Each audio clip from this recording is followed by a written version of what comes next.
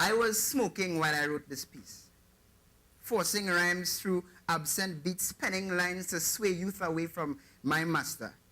And I pulled faster each moment I was confronted with my hypocrisy. But when the weight of the responsibility burned my finger with ash, I pointed unwillingly to my lungs, and I asked, who better than a slave to teach the free where not to dance? Don't dance near circles where youth sit around in circles. Don't take the chance to be cool like Stefan when you're really a Steve Urkel. Keep your head on. Because your first pull will be too deep. Then your lungs will fire warning shots to your mouth. Close before this idiot drowns. They use Negroes as black as tar to plant the first tobacco fields in America. Now tar wraps around our lungs, or blackening lungs, and makes us slaves to 3 inches. First, chains connected us to our enslaved brothers. Then we started wearing chains around our necks and popping our collars.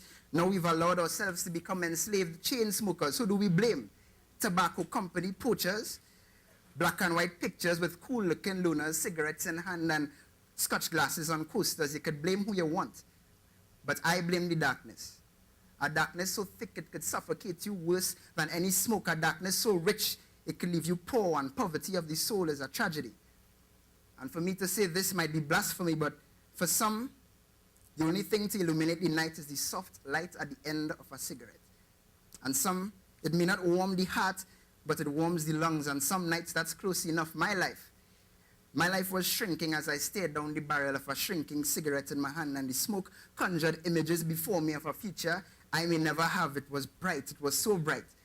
My lungs could not bear the light. My wife, she was whispering in my ear that she loved me. Her hair was scattered across my chest like black gold strings, and my neck formed a glove for her head. And our son jumped into our bed to shake us awake to open us Christmas presents, smiles all around. Then a black monkey presence began to creep and slowly settle between the pleats in our sheets, and suddenly I disappeared. My wife slept with a pillow instead. My son didn't even bother to get out the bed because I was dead as yesterday. So consider your tomorrow. What price are you willing to place on the love of your family?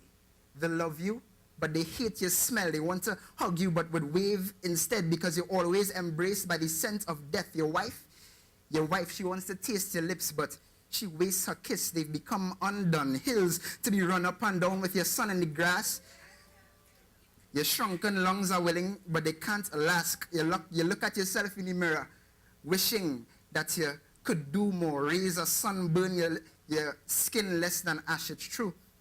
It's true that at night, a cigarette could take you through, but it might just cut your days in two. And a half-pack cleverly painted blue could leave your twin lungs bruised, but you already know the truth. You don't need more clues. Life has given you the choice. Now choose. You could buy an increased risk of cancer for $24 if you want to. But when you lose the use of your voice, it's on you, and it's on me too, because I was smoking while I wrote this piece.